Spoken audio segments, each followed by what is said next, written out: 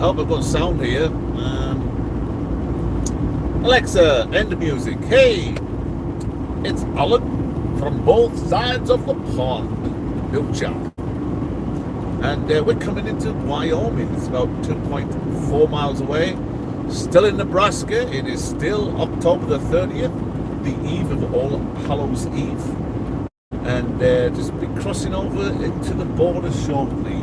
One of my favorite states for its desolation and ruggedness is Wyoming. Also Montana is another great one. I love driving through, though I haven't been up there very often.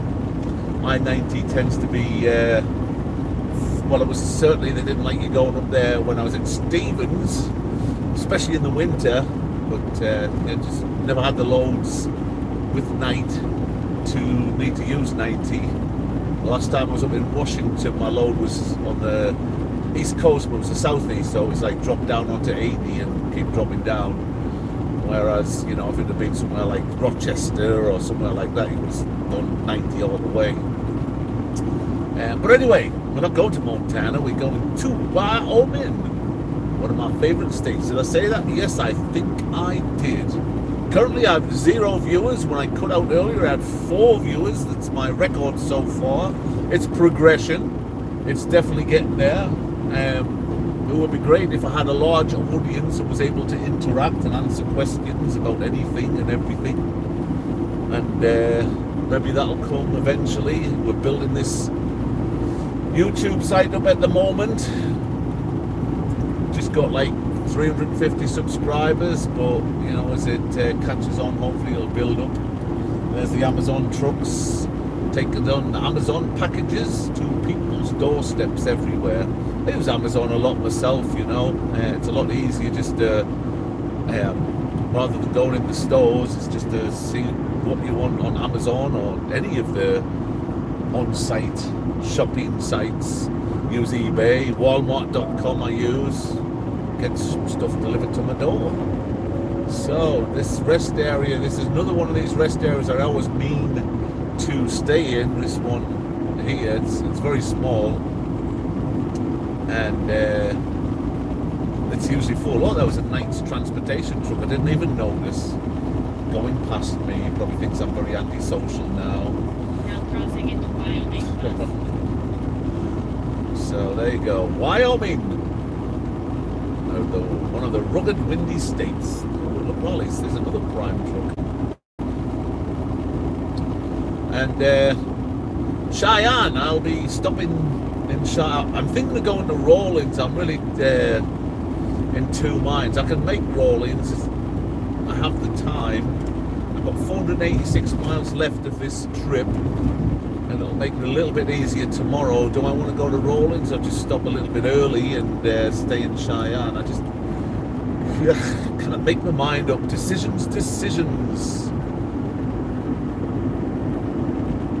There is going to be, according to the weather forecast, some snow flurries tomorrow in the Cheyenne area, but snow flurries is fine. Temperature about 32, so that's not a problem. It's blizzards. Then days stuck in truck stops tends to be the problem. So anyway, Wyoming. Last time I spoke to you, the other video I did earlier on today, we were at, I told you we were steadily climbing. At that time we were at 3,500 feet. We're now at almost 5,200 feet, and still climbing. We've got some mountains. We go through the pass. It's really interesting if you look at GPS and make sure you can see the topography. You can see why the road twists and bends the way it does. It's just following the mountain valleys, the path of least resistance. And these will have been the paths that the early pioneers used in their wagons. No roads or anything like that. Just amazing to think when you drive through here, people came here, there was no roads, just fields, and they were in their horse-drawn wagons and making their way out west. Those were the real rugged, real heroic people who made America where it is today. Although some people might say, oh, from Europe. Oh, terrible. But they weren't. Don't listen to the liberals, folks. Let's go, Brandon. Being political again.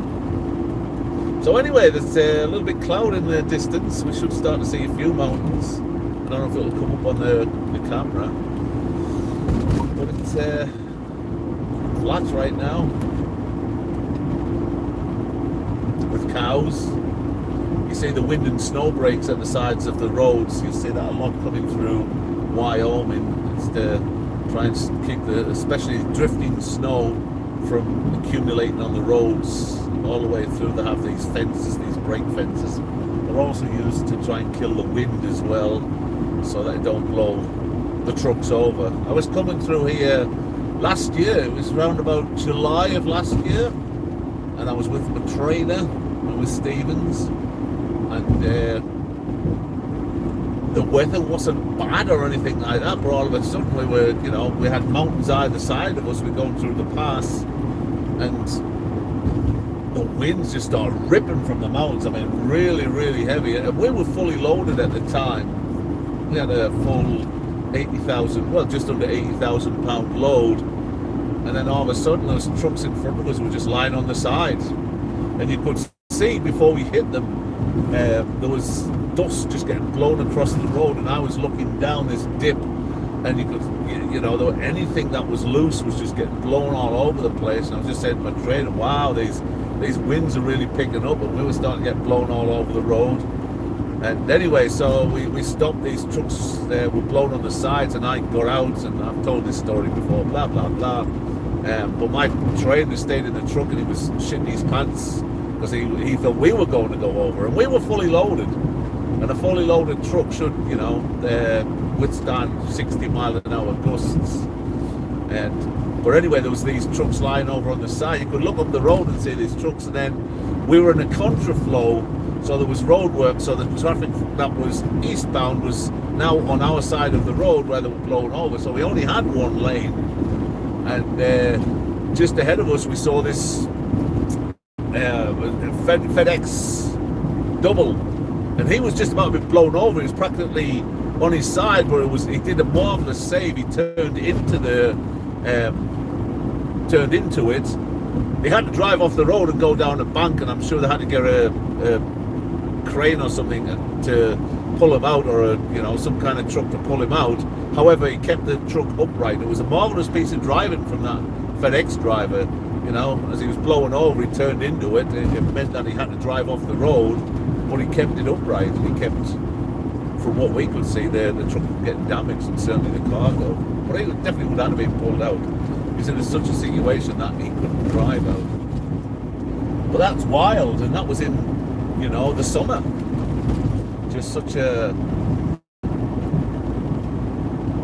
difficult place to predict any kind of weather patterns.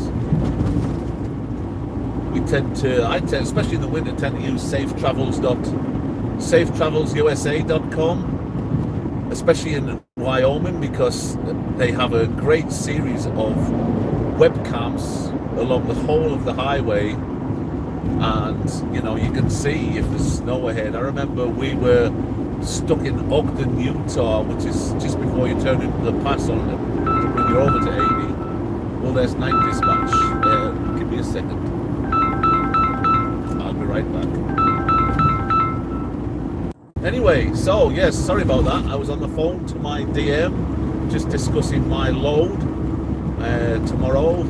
Drop this one, then pick up another to head to Phoenix. I think we discussed that earlier as well. I've got nothing to talk about. I showed you Wyoming, coming into Cheyenne soon. I will be spending the night there. I don't think and I need a nice shower as well. That's why I tend to, because night give you the opportunity, they give you recommended fuel stops, and they have loaves and they have pilots, etc. So it does give the ability to try and focus on one, so that you can get, like with loaves, if you get a certain amount of gallons per month, and pilots the same, then you get free showers.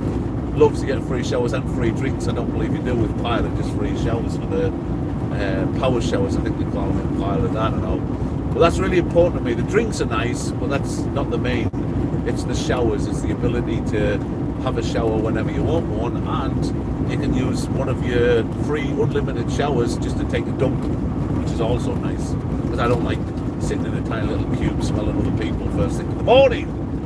But we can see the mountains in the distance. I can see the mountains. I can't tell if there's any snow on them yet. It certainly doesn't look as though there's any snow on them. You probably won't be able to see them. But we did have snow here. We actually had I-80 shut down last week around about the Cheyenne area. But we've had some high temperatures, so if there was snow, then it's melted. It may have melted and gone away, but you don't know what the temperatures are up on those mountains there. We're currently at 5,500 feet. We'll climb quite a bit more before we get through to the pass. We'll be turning into that. Well, not today. Not today. That'll be in the morning, in the dark. Tend to want us to set off at. I'm withering now. Hey, listen. If you're withering, then you've got nothing to say. So, subscribe. Hit the button below. Mr. Boring. Maybe that's what I should call up on the site. Catch you later. Bye.